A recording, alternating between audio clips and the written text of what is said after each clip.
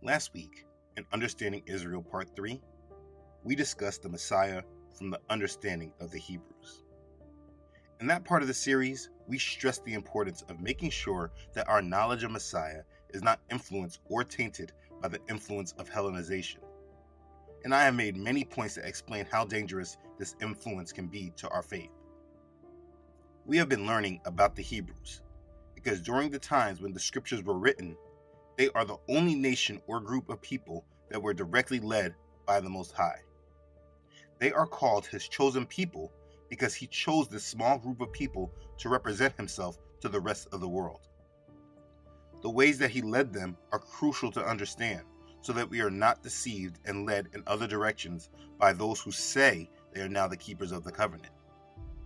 So this series is highly important in making sure that the foundation of understanding our faith is based upon proper roots and branches. Now, as we analyze what's going on today, we can see that at some point the enemy will come against this truth as he uses his agents of controlled opposition to steer the conversation in the mainstream. I do not believe that what Kanye was mentioned for and suspended on social media for is a coincidence at all in regards to the direction that Yah is leading me. It seems that soon people like him will be used to paint a broad brush over this truth and make it so that certain things just cannot be said.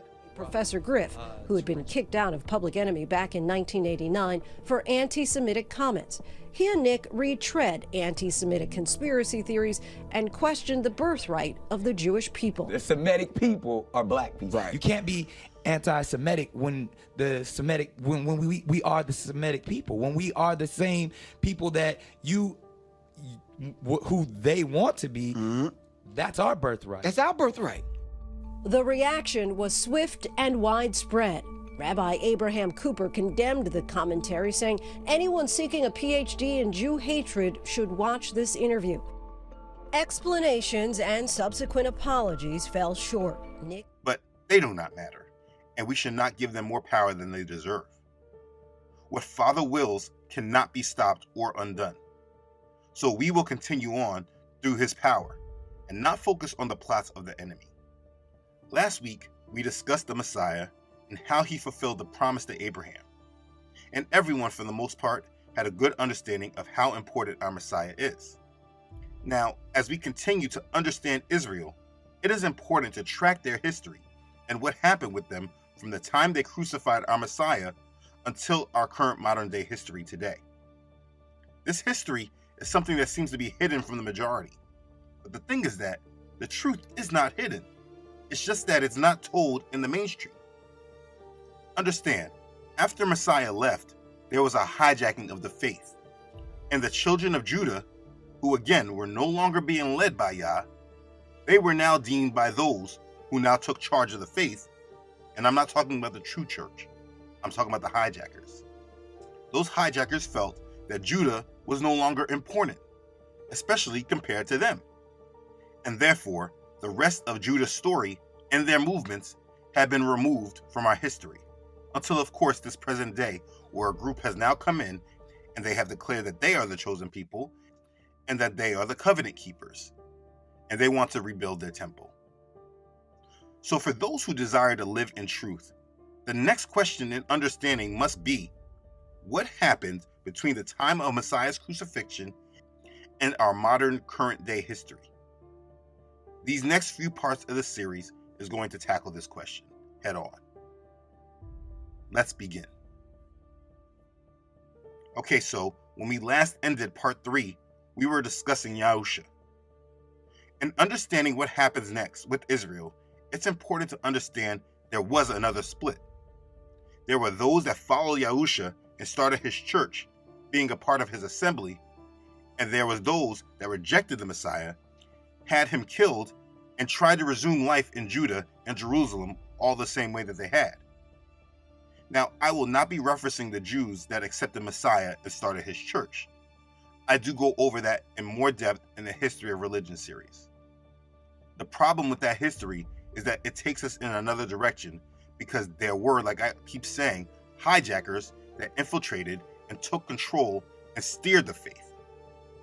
As I've explained many times, what happened from that time to now is that Gentiles and foreigners hijacked the gospel and brought it to the world in a way that leaves out understanding from the nation who the belief had come through. And ever since the Romans came into the picture and declared that they were now the keepers of this covenant, what happened is that history has made it that the major empires of the world who have said that Christianity is now their main religion, they then took it upon themselves to show us what is important about the faith and what is not.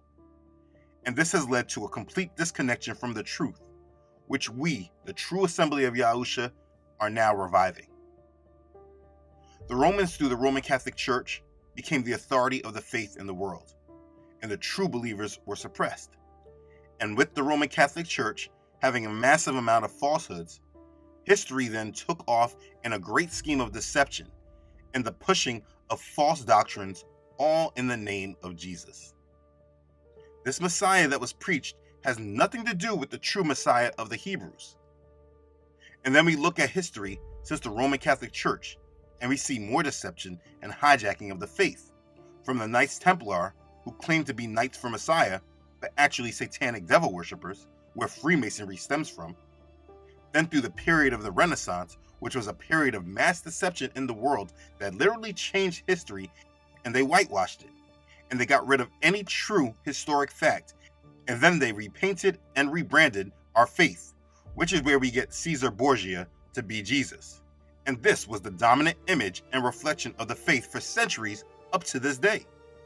Grandmasters of the Priory of Sion, like Leonardo da Vinci, painting the Sistine Chapel and the image of what they want us to see God as.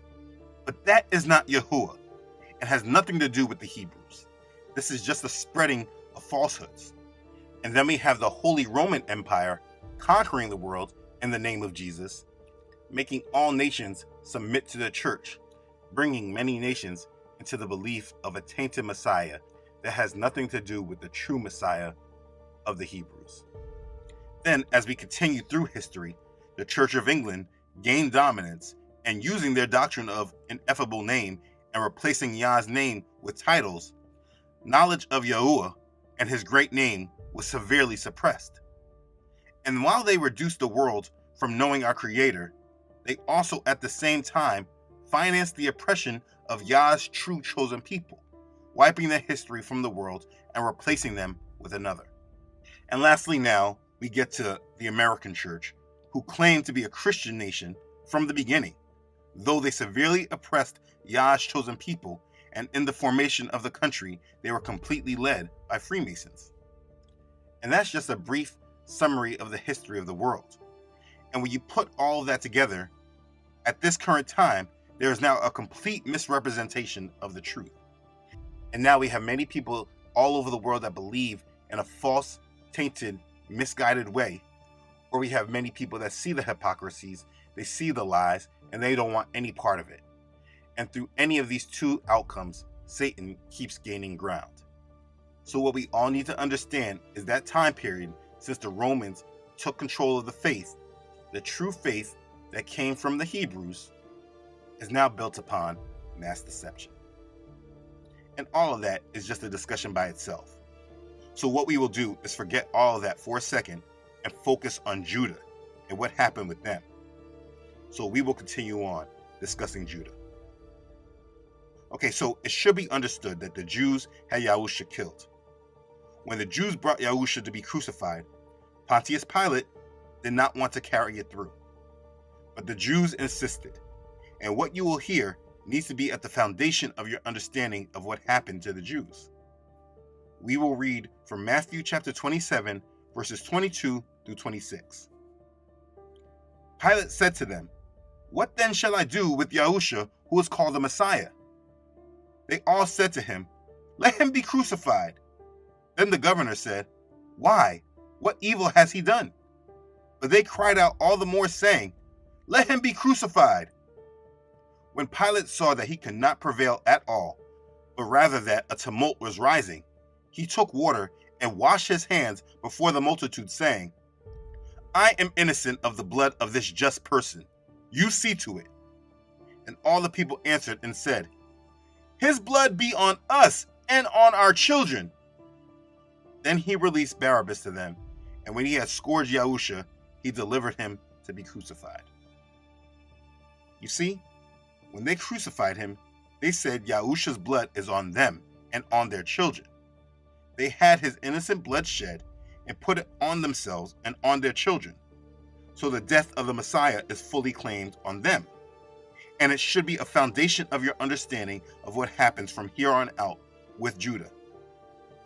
If you ever go back to the curses in Deuteronomy chapter 28, please remember I illustrated this chapter in this video. If you have not watched it, please do so. But you can now know for certain, based on the Jews saying that they can put the blood of Messiah on their hands and on their children's, you can now know for certain that the children of Israel are under the curses and not the blessings. The children of Israel are all cursed, and that is real. They will not be the head, but the tail. And the only way out from these curses is Messiah. So after Messiah's resurrection and ascension, the Jews who believed in Messiah were being persecuted along with the Gentile believers. Now, it's important to distinguish. The Jews who rejected Yahusha did not face this persecution. There was a growing separation. The event that finalized this was the Jewish war that resulted in the destruction of the temple and the end of animal sacrifices.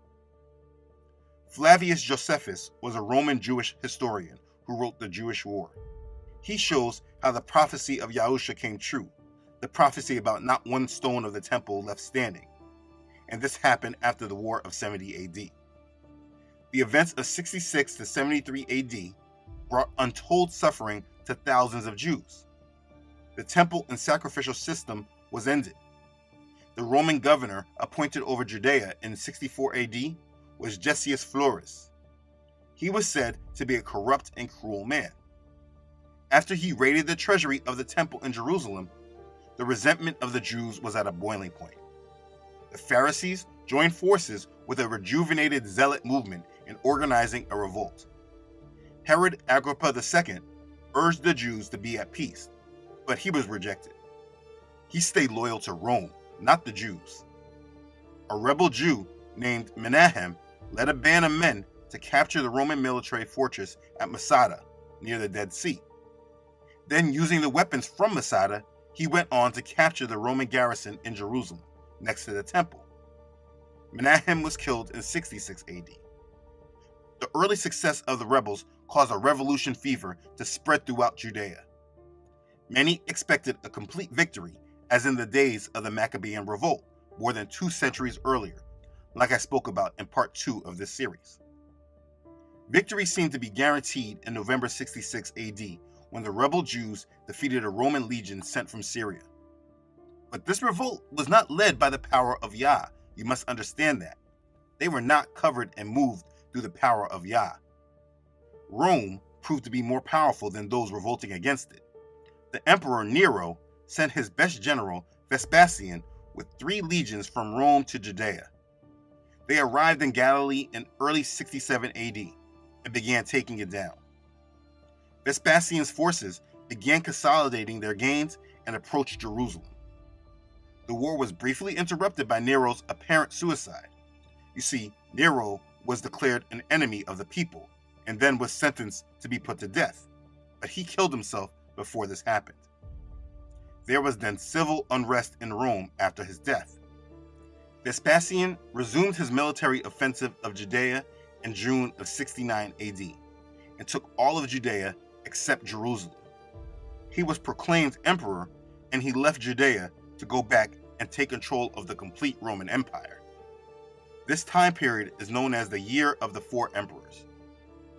In the spring of 70 AD, Vespasian sent his son Titus to crush the Jews. Titus had several Roman legions at his disposal. His troops laid siege to Jerusalem in April. The Jews were able to endure 5 months. The last animal sacrifice was offered on the great altar of the temple on August 6th. The temple was burned on August 28th, 70 AD. The destruction of the entire city soon followed and was made into heaps of rubble by the end of September.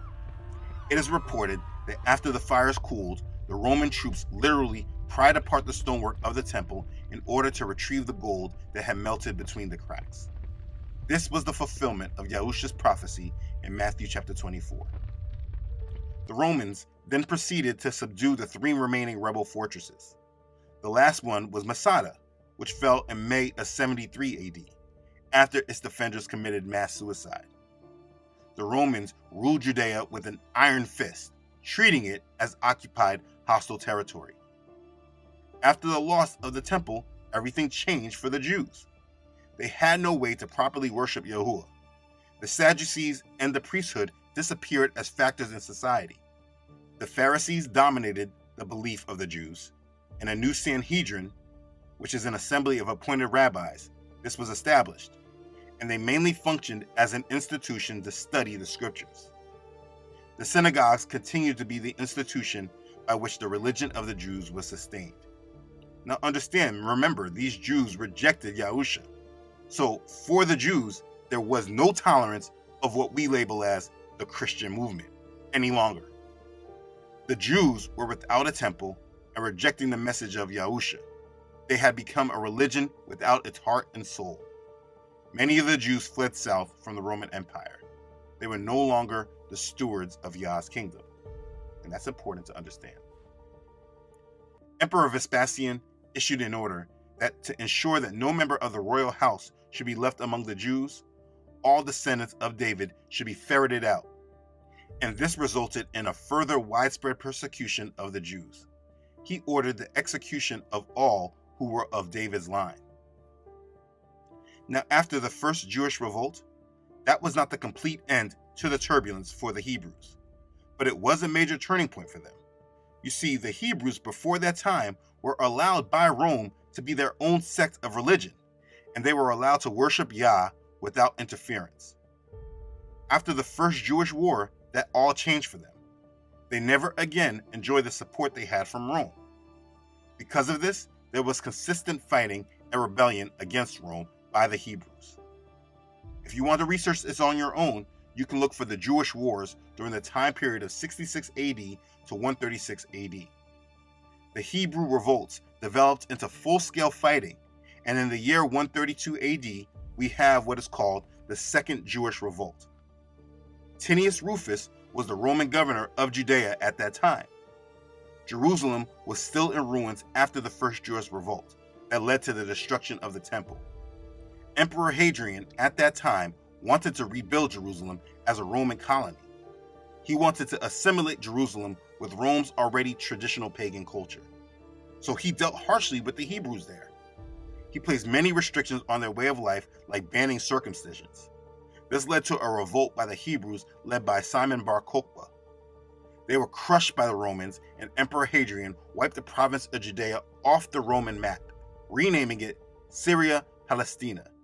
This is where we now get Palestine from.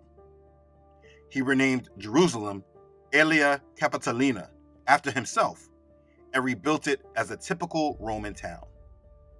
It would be this way until the 7th century when the Arabs conquered the city.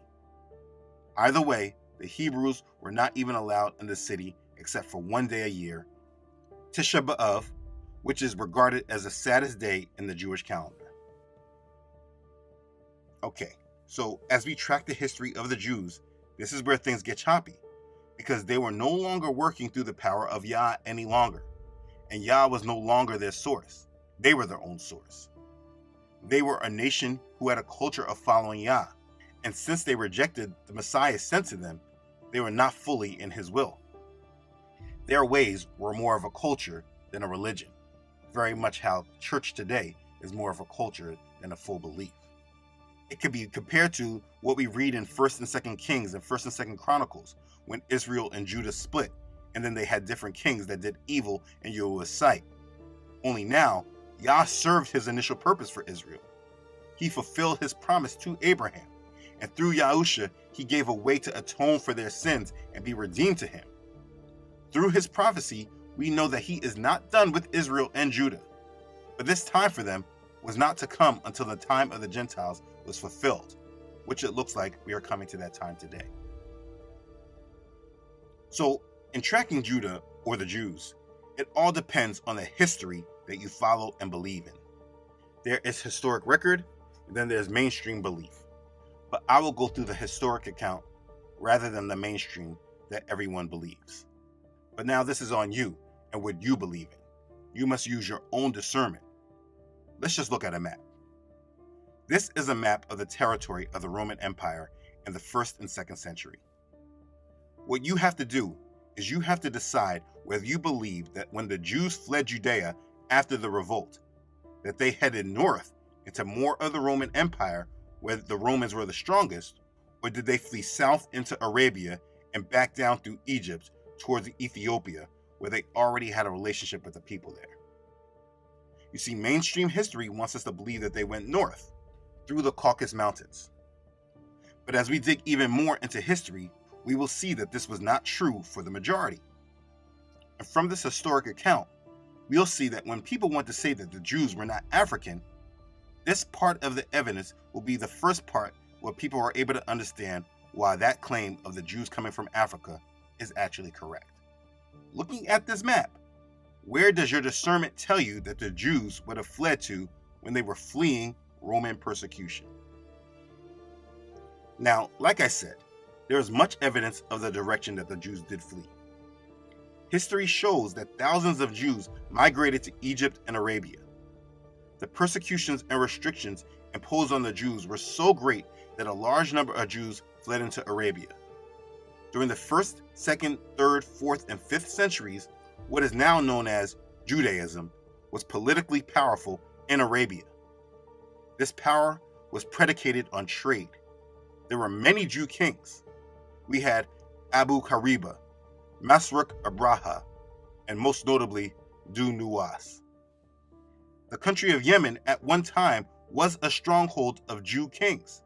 By the early part of the 6th century AD, Jew power in Yemen reached its heights.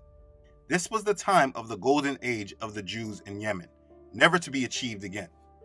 They were conducting international trade of commodities with the East and West. There were a number of Arab converts to Judaism that intermarried with the original Jews. Du Nuwas was one of these Arabs who converted to Judaism.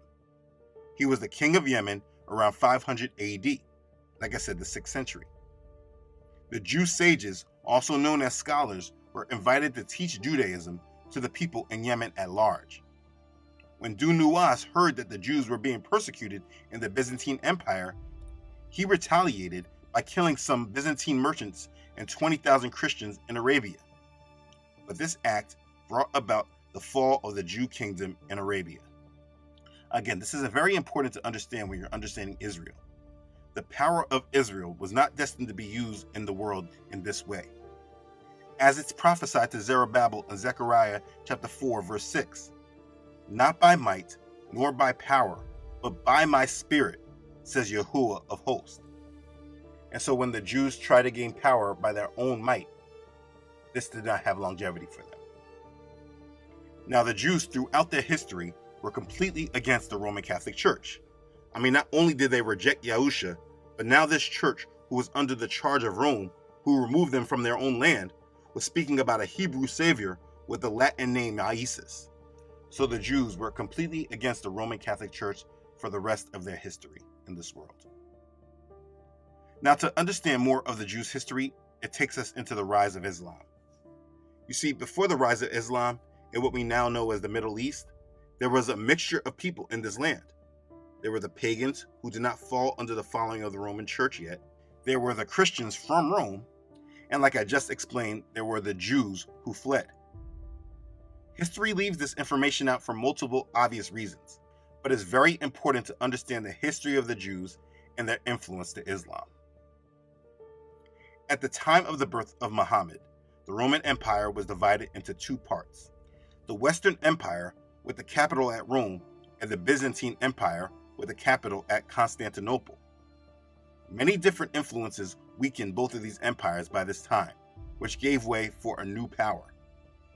The Arabian Empire, with its new religion of Islam, established itself on the ruins of the Roman Empire in the Middle East, Africa, and the parts of Europe. Europe remained dormant and inactive during the period that we know as the Dark Ages. while the Muslim empire grew in dominant influence. When Muhammad was born, many Arabs were still worshipping the sun, the stars, spirits, and idols. It's said that the Arabs possessed 360 idols, one for each day of the year. Muhammad was born 570 AD. I do go more in depth with the birth of Islam in part 64 of the History of Religion. I will not dwell on it in this video for time purposes. Muhammad, who spent many days in the hills outside of Mecca, wanted to lead his people away from their idolatry. He believed that he was commissioned by the angel Gabriel and believed he was a prophet. In the History of Religion series, the truth of this was exposed. But either way, he went out to the Holy Temple to preach to the multitudes with the words that started the first phase of the Islamic Revolution. There is no God but Allah, and Muhammad is the prophet of Allah. I rebuke that in the name of Yahusha.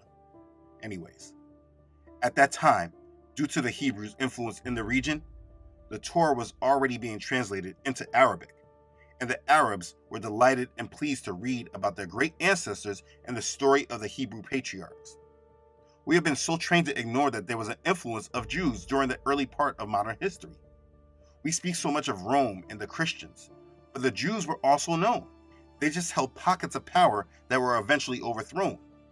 And because history depends on who is telling the story, if the devil didn't want you to know that the Jews still had influence after they left their land, unless you are seeking out this information yourself, the mainstream narrative will not cover this. But how and why do you see that Muslims are so attached with the Old Testament? Anyways, the Jews used their talents to form influence, but they were never able to become a nation again, even to this day. But like I just explained, the Arabs were influenced by the Jews there. The Jews read the Torah to them. Again, this brought great pride to the Arabs as it does today, like when they read things like Ishmael was to become a great nation. That's why it's so easy for Muslims to feel so comfortable with the Bible and feel like the history is shared. If you ever speak with a Muslim, they are connected with you for much of the Old Testament. This is because they are in that history and they were not taught about it through the Roman Church. You see, the church wanted to convert them, but the Jews started this influence because this is their story. This was their heritage. But let's not get caught up on that just yet. Let's get back to Muhammad. Muhammad masterminded the first stage of his revolution by undermining and discrediting already established beliefs and customs and questioning other political, social, and religious institutions. When he returned to the city of Mecca, the opposition intensified against him. A law was enacted that anybody who accepted Islam would be exiled. Leaders of Mecca conspired to assassinate him. This motivated him to flee from Mecca to Yathrib, later called Medina, the city of the Prophet. This flight is known as the Hijra. In Medina, Muhammad found the inhabitants there were more hospitable to him and his new religion. One factor that contributed to this was that there were many influential Jews in Yathrib, Medina, who were allies with other Arabs. And of course, these Jews introduced the conception of one God. You must understand that Arabs at that time before Muhammad's rise were somewhat tolerant of the Jews.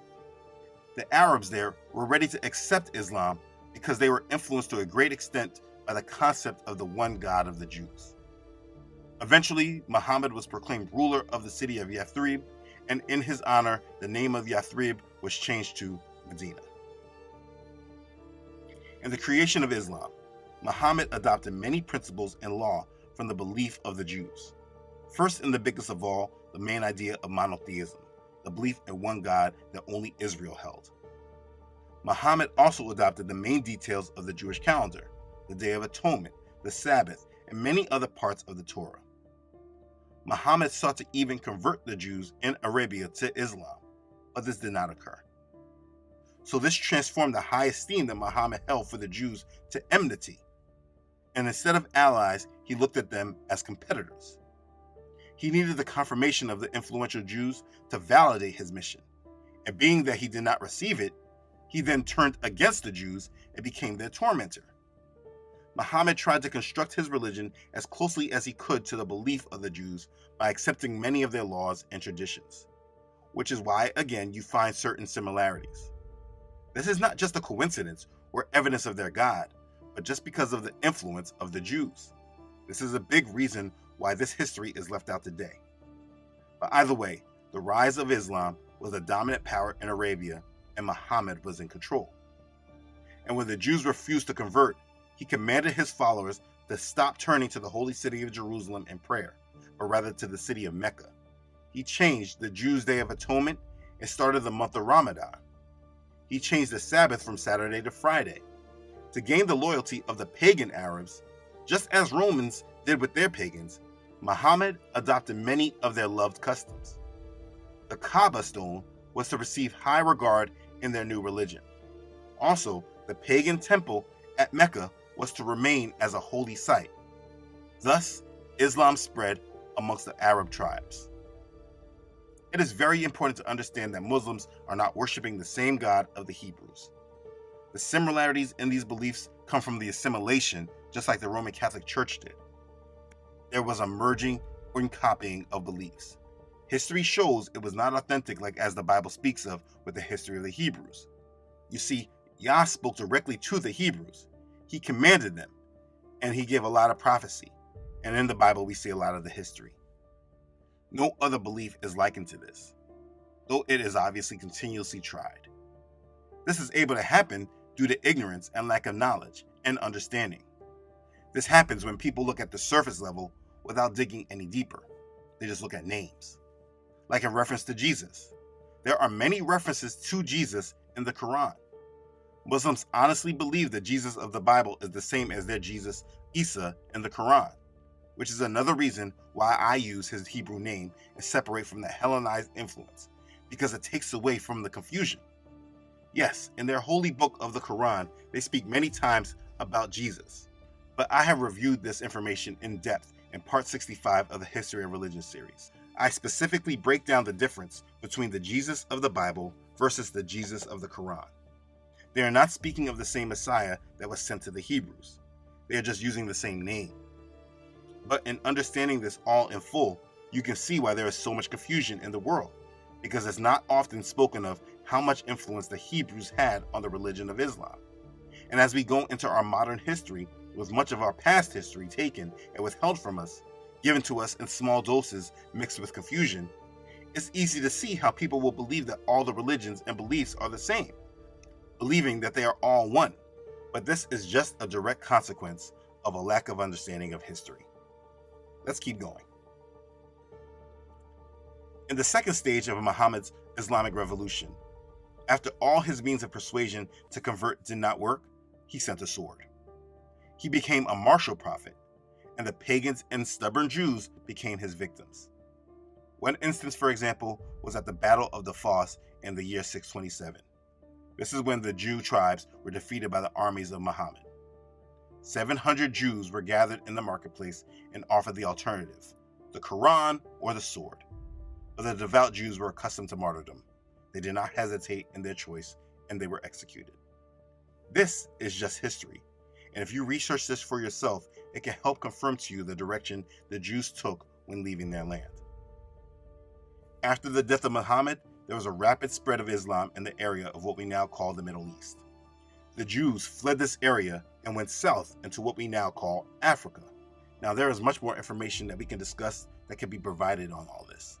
But to show some proof of this, let's look at this map of Africa made by Imam Bowen in the 17th century. First off, this area is called Negro Land, which says a lot.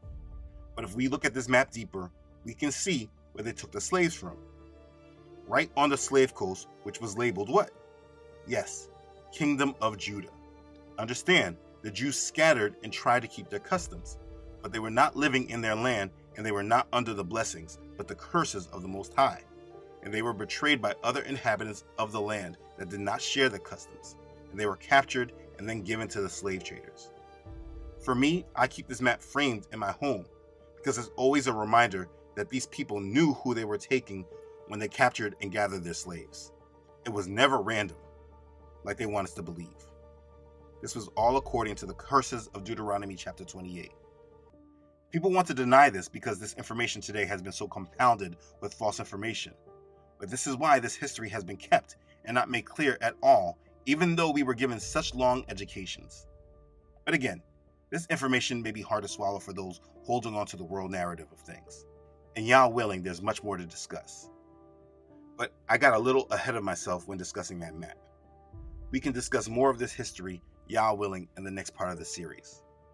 For now, let's summarize what we just learned in this video. Here are the most important points to know in understanding Israel, Part 4. Number 1. In understanding what happens next with Israel, it's important to understand there was another split. There were those that followed Yahusha and started his church, being a part of his assembly, and there were those that rejected the Messiah, had him killed, and tried to resume life in Judah and Jerusalem all the same. Number 2. Gentiles and foreigners hijacked the gospel and brought it to the world in a way that left out the understanding from the nation who the belief has come through. Since the Romans came into picture, history has made it that the major empires of the world who have said that Christianity is now their main religion have decided to show us what is important about the faith and what is not.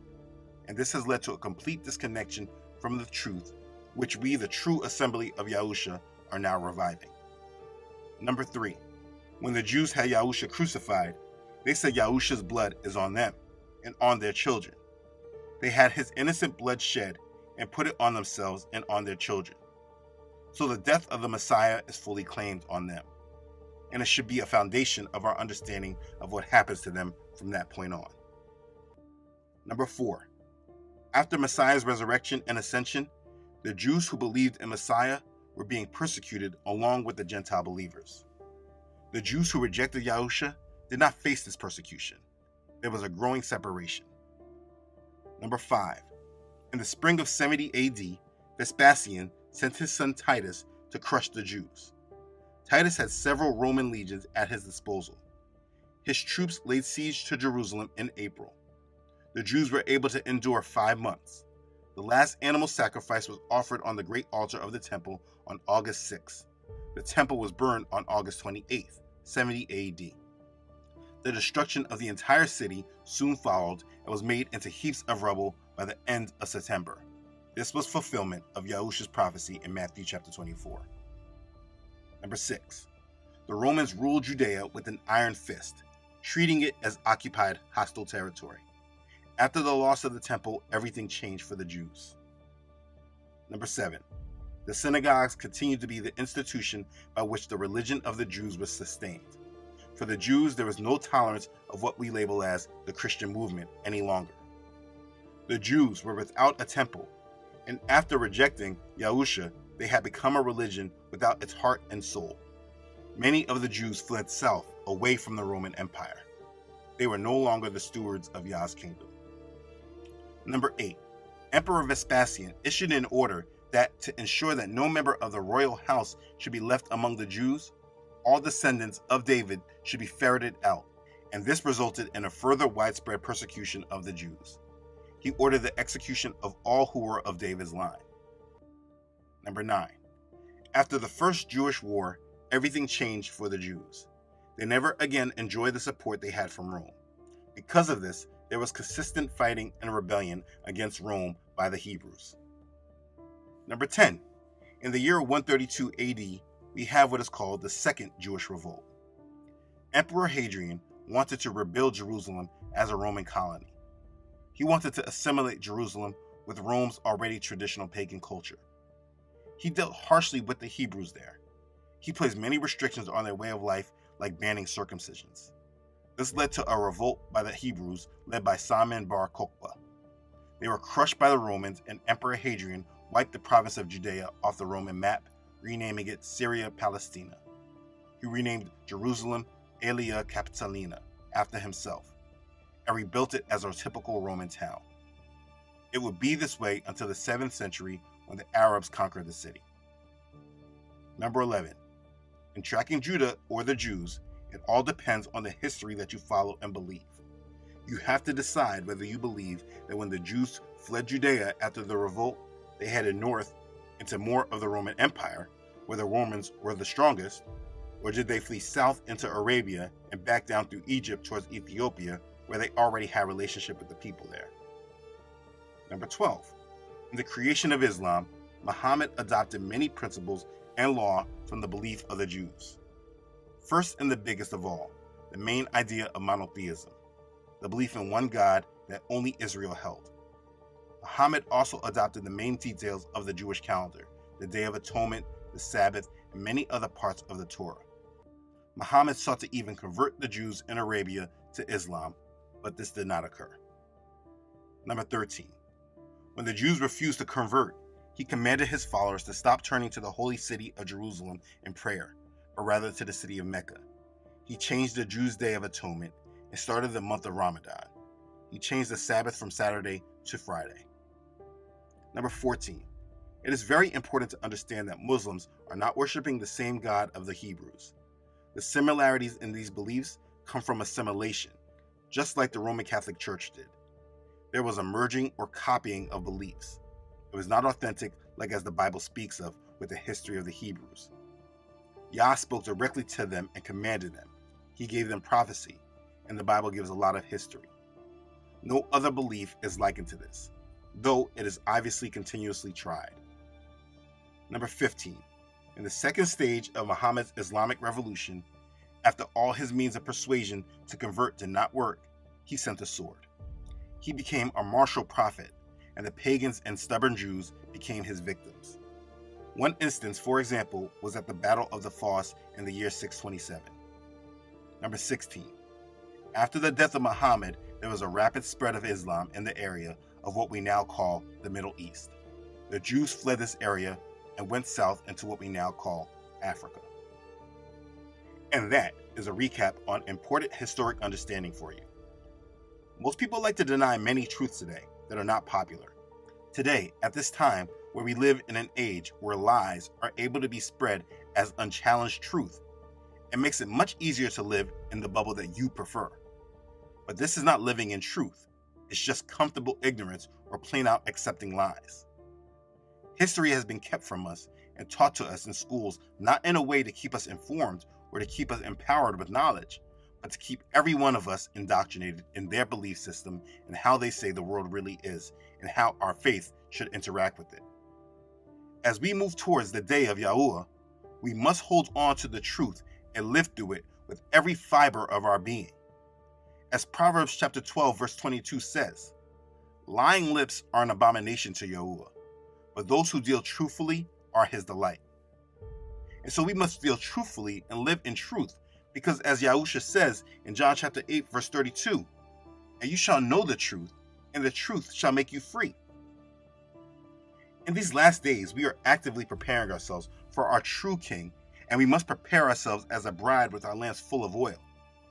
There are so many different influences that want to steal your attention away right now, but we all must focus on our Messiah and his word, and we must shake off the shackles of lies and bondages we were born into and indoctrinated in. As we finished part 4 of the series, you have now understood the importance of Israel. You have understood what they did to Messiah, and now you also understand what happened to them after their grave sin. When you understand this history, the next part in understanding their identity in modern history makes more sense.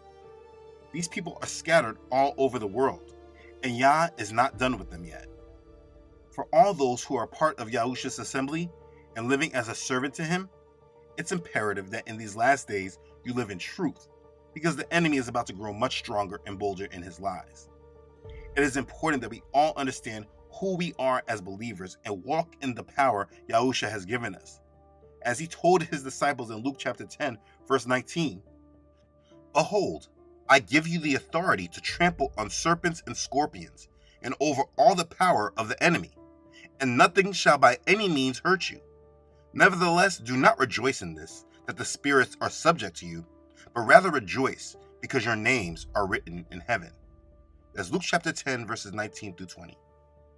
And so it is up to you to walk in that power and stomp on the enemy whenever he comes at you. And if you're not living in the truth, the acceptance of lies will reduce your power and allow the enemy to come against you. Do not allow it. Be strong and war in the spirit and live in the truth. We are in the last days, and you must understand that your power is not in your hands or through your flesh, but it's through the spirit. This is a spiritual war that is now manifesting in the flesh. As believers, you must get serious and activate your faith. These are our days to redeem and be a part of biblical prophecy. Embrace it, and please fulfill the call Yah has on your life. Be blessed. Hallelujah. Praise Yah. Okay. Thanks again for watching. If this has blessed you, please make sure to like it and share it with others. If you haven't done so already, please make sure you subscribe to this channel. Yah willing, I upload every Friday. Don't forget to follow this ministry on Facebook and Instagram, as well as on this website, truthunedited.com. If for any reason you do not see this channel any longer, you can always find this ministry on my website, truthunedited.com. Make sure you subscribe to the email list to always stay connected. Please continue to pray for this ministry. Please know your prayers and support are sincerely appreciated. As always, I want to say thank you to those who have donated to this ministry. Your contribution is a huge blessing to this ministry and helps continue on with this assignment. Your support is a blessing, and I wouldn't be able to continue without you. I'm humbled by your support, and I'm very thankful for you. Thank you.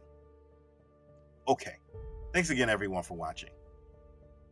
I love you all.